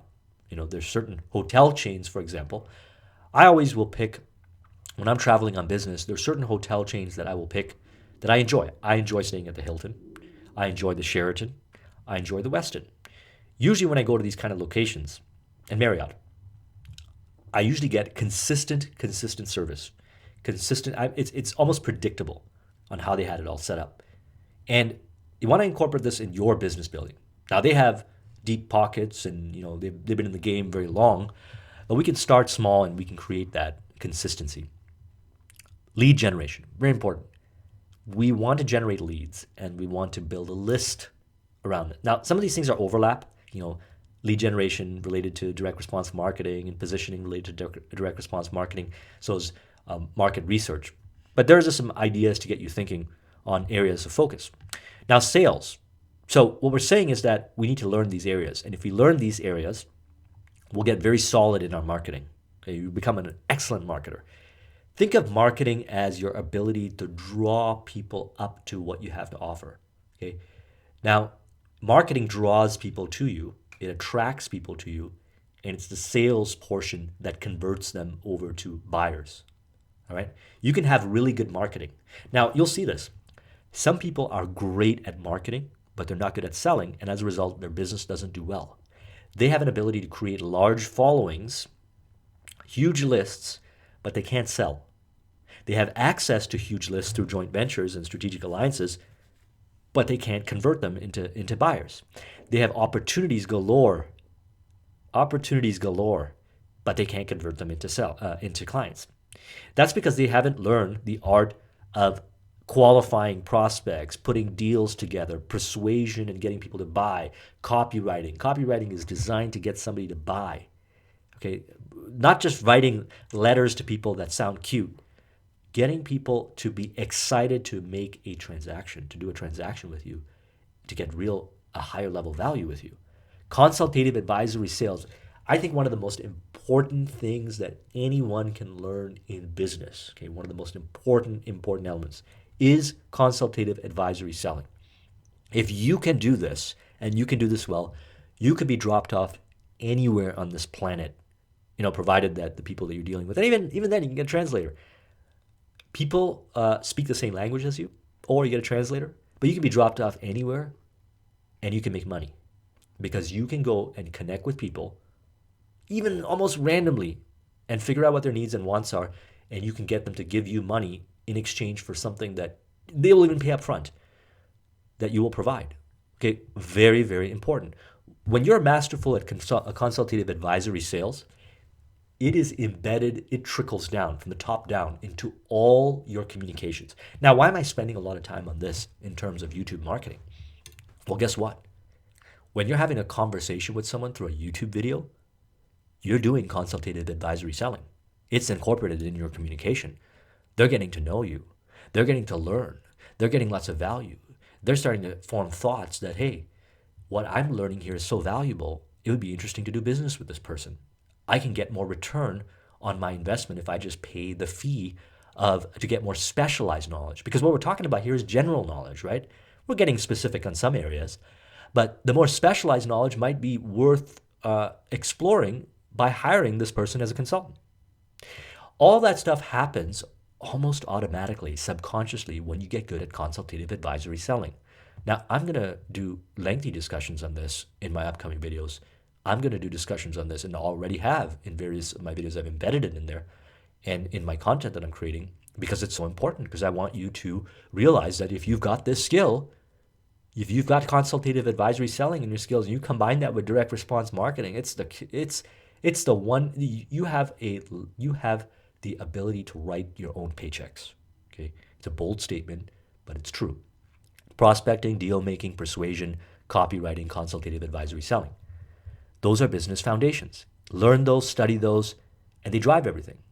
Now, I put that first, okay, communication first, and there's a reason why I put that first. Because if you've got good ability to market and sell, you can find the needs and you can create the products and services after. But if you don't have good marketing and selling skills, then you're going to think, a lot of times I find people who don't have good marketing and selling skills, think that people will buy what they want them to buy. The truth is people are going to buy what the people want to buy. And if you can figure out what it is, it's far easier of a game to play. Why not look for niches and marketplaces where people have a need to buy something and you just go and bridge the gap? You can get more advanced and learn. Like, I'm not saying this can't be done. Okay, Apple, and there's tons of examples of high level business people who can go out there and tell you exactly what it is that they believe that you are going to need, and they hold the key to the future because they see the future and they know how to bridge the gap based on what people think they want and what they actually want. Okay, like there's a saying, sell them what they want, give them what they need. That's a little bit more of an advanced concept which will reveal itself in the journey. But if you can figure out what people want and then position yourselves right there, it's easier entry level starting the game. When I consult with entrepreneurs, okay, let's say I prefer working with businesses at a certain level, but if I meet entrepreneurs and they're starting out in business, the first thing I like to get them thinking on, if they're asking me for advice, is not trying to push what you think the market wants. I know you got a great idea and you believe it's going to revolutionize and change the world. A lot of times that can be very egotistical. Okay, what we want to focus on to get started in this game is how can we make money right away to fund our growth. And the best way to do it is looking for opportunities that where money already exists, and just position yourself with learning core business skills in those environments. So I say, look, what can you sell right now? What can you sell right now that you're passionate about? Like, granted, you're an entrepreneur. You want to do things you're excited about and passionate about. Otherwise, you would just get a job. You would get a sales job. And a sales job in an area you didn't like. You're an entrepreneur. You want to do something you're passionate about. What's a good combo? An area you're passionate on and an area where people will actually buy. And then put a deal together. Learn consultative advisory selling. Learn the different elements of marketing. Learn different elements of sales. Get better at that. Create some income. Use that income and reinvest that into other business initiatives. And I say that not because I think it's the best idea, but it's the way I did it. It's the way I'm doing it. Okay, when I got started with IT business after I left corporate, it was the lowest hanging fruit because I had the abilities and I knew that market was there. It wasn't the most glamorous market. Everybody wanted to do all these, like, create fancy apps and stuff like that, but I knew that there was a lot of competition and high saturation there. And most of those businesses, I know people that started those kind of businesses at the same time, most of them failed. But what they failed to realize is just make a little investment and learn core business skills with your time, energy, and opportunity costs while making money. And then after that, reinvest back into doing that thing that you wanted to do, or doing something that is maybe, let's take the app example. The saturation is way higher right now. For example, if you're going to create an app in the Apple Store, it's not impossible. If you're a sharp and astute marketer and you're good at business, you can go in there and dominate. There's still lots of possibility. Still, for most people, there isn't, only because they haven't had the experience. But if you try to go in an environment that's very competitive, and you try to do the advanced stuff in business, even though you might think it's basic, you try to do the advanced stuff, you're going to fail and you're going to be discouraged. But if you do it this way that I'm mentioning, you're going to learn core business skills. You're going to then you're going to make money and probably make really good money. And then you can reinvest by going back at a later point when you're ready to go. It's like weights. You don't start off by lifting, doing a 300-pound bench press. You work your way up to it. You have to work your way up to it. So that's my philosophy on that, and I hope you find that useful. Now, is that the only way of doing things? Absolutely not. There's many ways of doing things. That's the cool thing about business and entrepreneurship. There's so much possibilities and combinations, but I can only speak from experience. Okay, so next is innovation, very important. Market research, opportunity mining. Okay, opportunity mining is very related to what I mentioned earlier. Train yourself to look for opportunities and how to execute and profit off those opportunities and make money, and then learn how to reinvest that into other businesses, is my opinion. Okay, that's a skill. Monetization strategies. Okay, these are the ones that I had brought up earlier, but there are a lot of skills involved with creating these and marketing them and selling them really well. You can optimize AdSense all day and night. You can get better at it. I learned how to optimize my AdSense, my channel. One of the things, like, people ask me, like, why my videos long? Well, guess what? I probably get more AdSense than other YouTubers because of the length of my videos, because of where I position my ads. I can position my ads more frequent. I can show more ads without being too intrusive, and thus I optimize AdSense. We can optimize, and you can learn how to do various kinds of business related skills just by focusing on key certain areas of business foundations, and then learn how to apply it in other businesses. Like for example, these, by the way, digital products, physical products, service, ads. This is not stuff that was invented because of YouTube. A lot of this stuff right here was stuff that I was doing, except for maybe AdSense, in my IT business, in creative combinations in the background. A lot of people thought that all I was doing was just selling IT services and building websites for people. Absolutely not. That was a chunk of the earnings, but I had multiple streams of income. I was doing affiliate deals. I would broker physical product sales. I'd do partnerships. I'd offer consulting to get the deal for a flat fee. And then after I got the deal, I would sell IT services. Then I would connect and figure out other IT companies that would be able to provide other services that I couldn't do. I would connect the company to those IT companies and take a percentage of the deals. I would partner then with that company that I would sold the IT services to, and we would do partnerships and other little sub businesses. Like, the list goes on and on and on.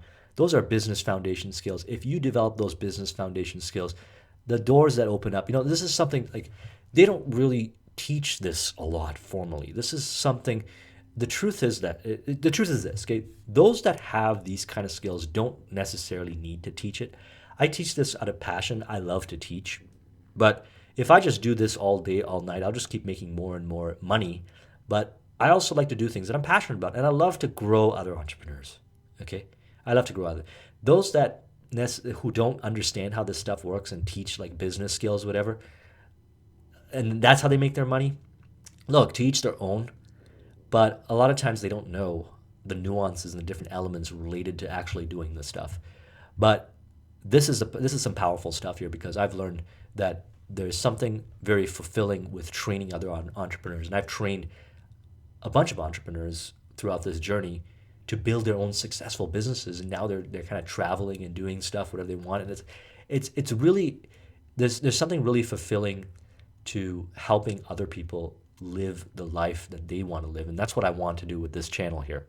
Okay, so next is productivity. So some of the stuff might seem kind of unique and different and new to you and whatnot, but this is the kind of stuff that I found a lot of successful people are doing in business that a lot of people don't talk about. Like, a lot of money is made in the back. It's not made in the front what you think. Okay, a lot of money is made in the back. They might offer, they might front some services, like even like restaurants and cafes and stuff like that. They might, and they're astute business people. Like one of my friends, he runs a bar in Toronto. He's very astute. It's just a bar, and in the back end, they're selling all kinds of stuff. They're selling they're generating leads for different kinds of businesses. They've got ads that are being posted. They got partnership, like all kinds of things. And if he wanted to focus on that, that would probably make more money than the actual front end of selling liquor and alcohol. And by the way, this is some powerful stuff we're getting into. There's a reason why we do all those things, to offset the front end. See, what happens is, let's say you are selling services for $97, and another company is selling the same service for $97. Well, now, and if let's say you had a uniform deliverability and quality and whatever, now the prospect has a choice between you or them. They're probably going to pick the one that's better suited for them, who has the better service or whatever. But let's say you got on point in you are both on point in a lot of those areas. Now you realize that you can essentially outwit your competition by dropping your fee from 97. Let's say the break even on it was $50, and break even for them, your competitor, was $50. You would drop it down to $15. Okay, you dropped it down to $15. And now all of a sudden, all the prospects are going to you, and the other company doesn't have that, right? They're just like, they can't drop it below $50 because that would appear to be below break even, and they would lose money. But you, because you're astute and you'd use these strategies, you end up realizing that acquiring the client and building the relationship is very important. So you use that opportunity to lose on the front end to then upsell on the back end other products, services, referral deals. You just keep going, going, going. And you make more money in the back end when all your competitors see is you losing money on the front end. They don't even know what's going on. Now that's some smart, astute business practices. Now, obviously there are rules and regulations and industry things. You always got to keep in consideration those kind of things before you employ these strategies, because there are, in real estate agents, for example, I don't certain ones. I had once talked to me about this, said they couldn't give out a direct referral fee or something like that. But there's ways around it. They offer other things. So think about that for a moment. If there's many different ways. If you learn business foundational skills, which I aim to teach on this channel, then there are going to be very few people that can compete with you. And even if in one industry everyone's using these techniques and it's like super competitive, you can just move into another industry. And by the way, we're just scratching the surface. There's way more to it than this, but I hope this opens up your mind. So in order to be all on point with these things, we have to think about productivity. We have to think about time tracking, highest and best use. What is the best use of your time right now? There's a ton of things that you can do, but what are the best things you can do? What is the 80-20 principle? The 20% of the things that will produce the 80% of the results, the 20% of the revenue generating streams that produce 80% of the revenue versus the other ones that are just things you like doing but aren't really producing. You need to be able to segment. You need to understand 80-20 principle, understand highest and best use, which is something I learned from Jay Abraham, okay? And I really recommend studying Jay Abraham stuff, because he talks about really, like, if you study getting everything you can out of all you got and anything that Jay Abraham offers, and I'll put a link to his 50 Shades of Jay, which is a ton of resources to learn all this stuff. You are going to learn this kind of creative thinking, and you're going to like explode in your competitive edge. But you got to be able to do it. Look, we don't want to get theoretical here and overly theoretical. You got to take action, okay? You could be very smart, like theoretically, but if you're not able to actuate and put this into action and produce results, then you're just like wasting your own time. If provided that you want to make money and you want your business to grow, then fine. Be action oriented. But if you just want to sound smart and have you want to go to a mastermind event, or like, I know people like this. They want to go to mastermind events and they want to sound smart because they want people to be impressed. I don't even like a lot of mastermind events because it's just groupthink, right? It's just people trying to impress each other. Go in with a strategy and know exactly what you get out of it is a different story. But if you want to theoretically sound smart and be able to entertain conversations, you can learn a ton of things like this, and you can just go regurgitate it to someone else. But look, we don't want that. We want to produce results. Okay, so we want productivity. Productivity is a huge focus on this channel, and it always will be, because we want results. Okay, we want results, and there are certain things we need to do to keep us on track, to implement these things. It's one thing to talk about, like I said, another thing to actually go and apply all this stuff. So we have to apply sound productivity principles. Time tracking. Track all your time. Know where all your time goes. Why? Because then you can quantify your time. Based on the kind of money you make, you can put a dollar value on your time. And you can see what needs to be outsourced, what needs to be automated, what kind of software tools that you can invest in that will actually give you a return on investment based on the actual time it takes you to do something and what it's worth. Okay, someone comes, you get successful in business and you're going to get all kinds of people trying to sell you stuff. Okay, there will not be a shortage of consultants and people who offer all kinds of services that say, hey, you need to buy this and you need to buy that. And some of the services can be really valuable for you and some of them won't be. But you need to quantify and see what is worth it and what it's not. Look, you got to look at your metrics. And by the way, I'm scratching the surface on all these things. Just this is a high-level intro. Okay, high-level intro overview. We're going to get into discussion over the weeks to come, months to come, about the elements, and we're going to get granular later, but let's stay high level here. But you need to be able to quantify the metrics in your business, the key performance indicators, the time of how much you invest into things, your team invests into things, and then you got to look at, see, what is the return on all that? And based on what somebody else sells you or tries to sell you, you got to say, look, I would love to implement this thing what you're talking about. But the reality is I invest right now in my business $50 an hour to get that same level of service. And what you're offering to me sounds like I'll be investing $80 an hour, even though you bundled it in a package. I'm just looking at it from my own numbers perspective. If you can offer me a better deal on that, say $30 an hour or you drop that down to X amount, then we would reasonably consider that. But you got to start by tracking your time. Like, a lot of people just don't do this. This is one of the things that grew my business. Like, my IT business grew considerably when I started tracking my time. Okay, I track the time that I spend on everything I do every day. I use Hours Tracker. Just get a simple app. Just get a simple app. You can use Toggle's another app if you want to do it the online way. I have some of my clients that like to use Toggle. But if you look at where your time goes, then you can educate it, like make an educated decision as to what to outsource, what to automate, what to stop doing. There are probably activities that you're doing right now that are producing very low return on investment, both in the short term and long term. Okay, I understand. You invest some time in the short term to pay off in the long term, but arguably there's a bunch of things that we're doing that won't do that. So we need to evaluate it, but we need to track it. Next is highest and best use. This is something you get better at with practice. Everyone's going to come up to you and say, this is the best thing to do. I'm making this YouTube video, how to grow a business on YouTube video right now, not because I want you to be pulled into my groove here and just stop everything you're doing just so you can do this. Okay, I don't want to be that kind of content creator where I say, look, my stuff's the best stuff and everybody should be building a business on YouTube. Absolutely not. You need to look at all the different options you have available, and I want you to focus on what is going to produce the most returns for you before you even consider this, right? Because by doing that, you will make more money, and then you can reinvest back that into doing some of this. But arguably, maybe it is highest and best use right now. I don't know. You make that decision. But you got to learn highest and best use theory, and you've got to learn how to evaluate, and this comes with practice. 80-20 principle, the 20% of the actions or the elements or let's look at, for example, in YouTube, right? 20% of the videos that I create the most views. Now, I don't always stick with that because look, part of it is I want to do, this is something that I really enjoy doing. It's a passion of mine, making these videos. So I don't want to do something that I'm not passionate about because you'll hear it in my communication. You're like, oh, this guy, he's feeling forced that he has to talk about this really granular principle. He doesn't want to talk about it, and therefore it's not going to help you, because if I'm gonna create that behavioral change in you to produce results, then I have to be passionate about it, because that's state transference. So 80-20 principle can mean different things, but essentially 20% of the efforts produce 80% of the results. Then we got to talk about processes and checklists. Processes and checklists. You've got to create processes and checklists in your business. Otherwise, you're doing things randomly. Now, another reason why you want to do this is if you decide to sell whatever it is you're creating. Once you got a process, a checklist, a operations manual, it's easier to sell the business. Because then you just take the business and say, here's how you run it. This business makes $500,000 a year revenue. It makes $300,000 net profit a year.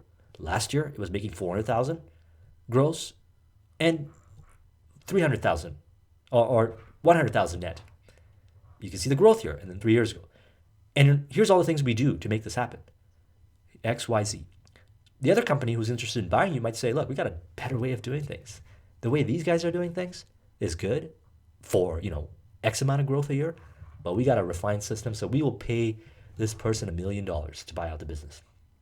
So processes and checklists are very important. And it's also important internally, even if you decide not to sell your business, because then you can optimize based on the process. Understand something, there's a process for every business.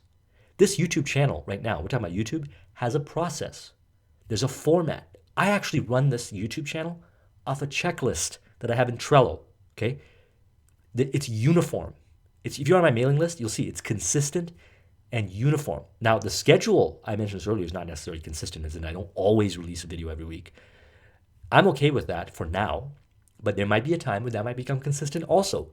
But when I do work on this channel, when I do create content, when I release stuff, it's done through a systematic process that is documented with checklists. Because if I get to a point where I have to reinvest some of the profit or resources into hiring someone, a consultant or a contractor or employee or something like that, then I could just give them the process and checklist and say, follow it. And I could just, litmus test it, or not litmus test, but just spot check it to make sure they're doing it properly. Okay, this is core business stuff we're talking about here, business foundations. If you're not doing these things, then you're creating a job for yourself. You want to create a business system that runs itself as much as possible. That's what is the premise of E-Myth Revisited. I did a discussion on that. It's a great book. Great book. I'll tell you, I violated that book a while back. When I left corporate, some of my mentors, they were running a very successful IT business. They said, read this book. I sat down, I read the book, but I didn't take it seriously. And I made a lot of mistakes, and it cost me money. So, that's how it is. You mature through experience. Grown-ups always tell us things like, don't do this, don't do that, and then we just go and make those mistakes. And here I am now saying the same kind of thing. Don't make that mistake. Create process and checklists in your business. Scheduling and time blocking, very important. Okay, your time is so valuable. Okay, when you're an entrepreneur, you can do 5,000 million things. Okay, millions of things you could do. And everyone's going to tell you that that's important and you should do that and whatnot. You need to make sure that you take control of your time. If you don't take control of your time, someone else is going to take the control of your time. Okay, make sure you take control of your time and you understand time blocking to work schedule time in the day, and you schedule meetings, you schedule, and it's formalized. Why? Not because you want to turn this into like a corporate rigid structure, but there are some things in entrepreneurship that need to be borrowed from corporate. I borrowed this stuff from corporate, and there's a reason why. There's a reason why large corporations have systems in place and a step-by-step methodology for doing things. Okay, because that's how they produce billions of dollars. If they didn't do that, everything will fall apart. And you don't have to do it exactly like that, just incorporate some of the elements. Key metrics and performance indicators. I mentioned this earlier. So those are things we're going to focus on. Let's talk about some software and tools that I use for YouTube, and I'll explain to you. I would use these tools for any business. Okay, all these things we're talking about from a YouTube perspective, but they're business foundations that are for any business. And I'm going to explain to you why I use them and why I believe they're so valuable. Because, software and tools, like here's the thing, okay? Here's the thing. The software and tools should support the processes, your sales, marketing, and innovation. Peter Drucker said this. Sales, marketing, innovation are the most important things. I say sales, marketing, and innovation, so important. And then you create processes that drive that business forward, and checklists. Those processes and checklists bring in the money when they're being run, okay? And the money is reinvested back into the business or adding more pillars to your business. Think of YouTube as a lead. We talk about it from two perspectives, okay? So number one is actually creating a YouTube business. Like it's a full-fledged YouTube business and it's only YouTube. And then number two is actually using it to support the growth in your business by adding a pillar, a lead generation pillar, okay? Both of those elements have to be set up as a process and a checklist. And when you do that, there are going to be certain tools that support that. So once you got a process and checklist, then you start looking at the tools. Now, not absolute, okay? Because I know sometimes, look, you get started in a business, you need to buy some tools. You don't have to have the process and checklist in place. I get it. Eventually, just consider this. Eventually, make sure that your decisions on what software and tools to use is driven by sound processes and checklists. Don't be pulled like marketers want you to buy all kinds of things, okay? They got their software. You need to get their software, their processes, all these different kinds of things. You need to buy it. Okay, you need to buy it. That's what they're going to say. Because they're trying to sell. They are running a business. Nothing wrong with that. Nothing wrong with that. But you need to have some focus and say, look, how does this fit into my current business model? How is this going to help further move the objective forward? Do I have enough funds to reinvest back into it? Once you understand the business process, then you use the tools to support it. Here are my favorite ones. Hours tracker. Why? Because it allows me to track my time. It's so important. It is so important. Number two, Google Apps. I love Google Apps for my email, for my calendar, for my document sharing. Everything that I need to do a lot of the administration, business-related stuff is done through Google Apps. Everything from their spreadsheets to their docs, their sharing, all that kind of stuff. I love Google Apps. Next is Trello. Okay, this is where I manage my tasks and my projects to keep me on track. If not, I'm just doing a bunch of random things. You need to have a task management system. And this is where you can manage your team as well. Lucidchart for flow charting. To map out the processes, you need to use something. You actually sit down and map out your processes. Otherwise, you think that you've got, most people think that they got it in their head. Like, oh, I know how my business runs. I can map it out in my head. It's like, absolutely not. Like, that's the cognitive bias. You sit down and you create a lucid chart, you're going to see the flaws and inconsistency in your thinking. But that's okay, because that's human nature. Look, some of the things we need tools and software to support us.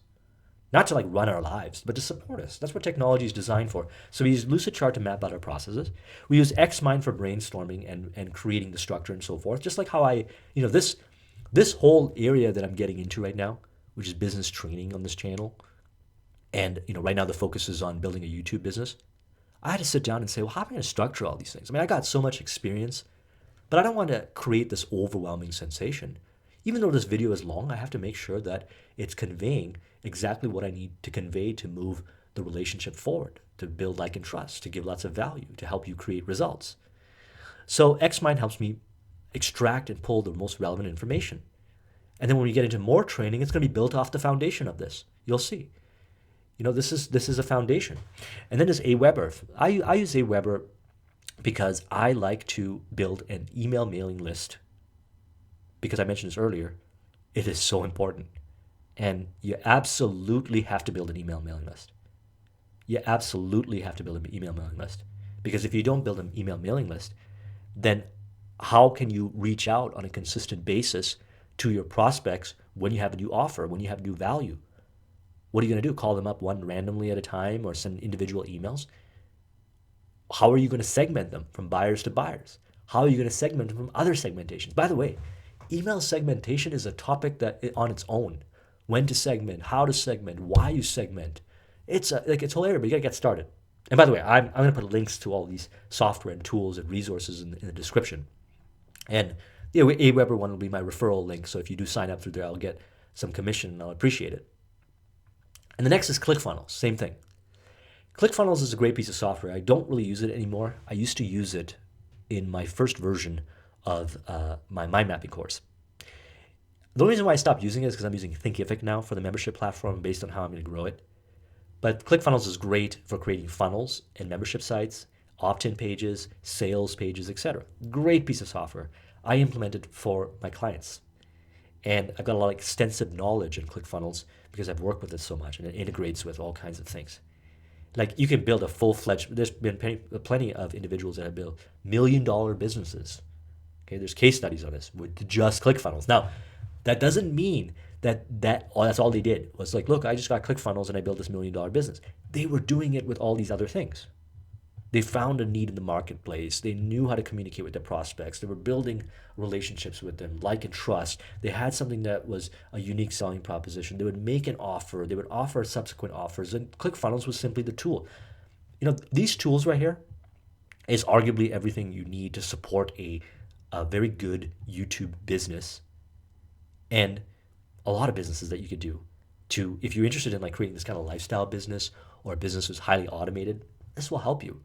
Because you can sell physical products, digital products, services, whatever with ClickFunnels. You can build your list with Aweber. You can create the structure and mind map everything with XMind. You can map out the processes with Lucidchart. You can hold your teams accountable. You can manage your own tasks, manage your own day with Trello. You can manage email and your calendar and time blocking, scheduling with Google Apps. You can track all your time. Okay, so very important stuff here. We're going to get more into it. If you want to know more about the training that I'm going to release, the deeper training, link in the description. I'm still, depending on when you're watching this video, right now I'm still mapping out the elements related to that and figuring it out. And as the weeks and months that will progress, that will evolve. But this has been a high-level brain dump. I know it was very lengthy, but I really hope that you got a lot of information. I recommend watching this video over and over again a handful of times because I put a lot of effort in communicating nuance in here and the different elements in here. And there's tons of things that you could do right now. You can actually go do this right now and be on the right track, make considerable progress. So those of you that have requested for a training on YouTube, I hope you found this really valuable. And those of you who did not know about this survey that I put out, you want to join my mailing list. Again, link is in the description. When you join, you get a copy of this mind map and you'll be notified of any upcoming trainings and things that I do in discussions, and you'll be able to participate in those surveys to help me generate more content for creating more value for you. I hope this helps you in your business endeavors. Thank you very much for watching. I will talk to you soon. Take care.